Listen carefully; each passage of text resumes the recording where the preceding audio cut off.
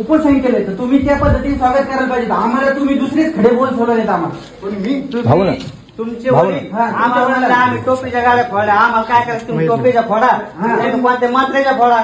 भाऊ काय म्हणले आम्हाला आम्ही ते स्टंटबाजी नाही भाऊ स्टंटबाजी नाही कशासाठी लावतो 1 वर्ष स्टंटबाजी नाही तुम्ही असं स्टंटबाजी नाही म्हणून हे नका करू. स्टंटबाजी नाही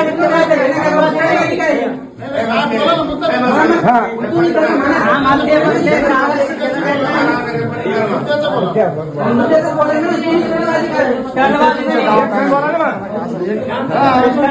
पण एक जण बोलायला समजलं पाहिजे तुम्हाला झाले काय काय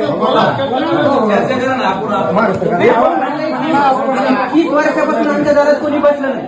आमच्यावर वेळ आली म्हणून आम्ही बसलो.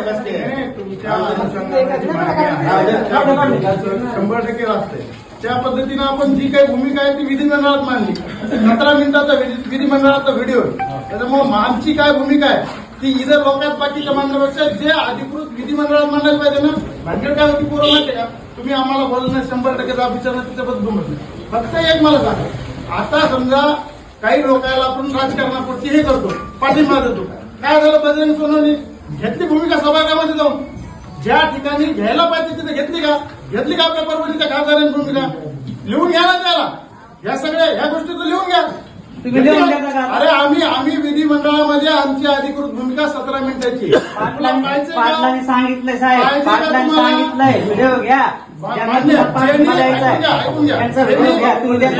ज्यांनी लिहून दिला ना आपल्याला त्याला करायला काहीच अडचण नाही. लोकशाही आहे. लिहून कोण देतय ना तुम्हाला देतय ना तर मग त्याच्यावर करायला काहीच अडचण नाही. आम्हाला भाऊ काय लिहून घ्या ना. मेन मुद्दा काय तुम्हाला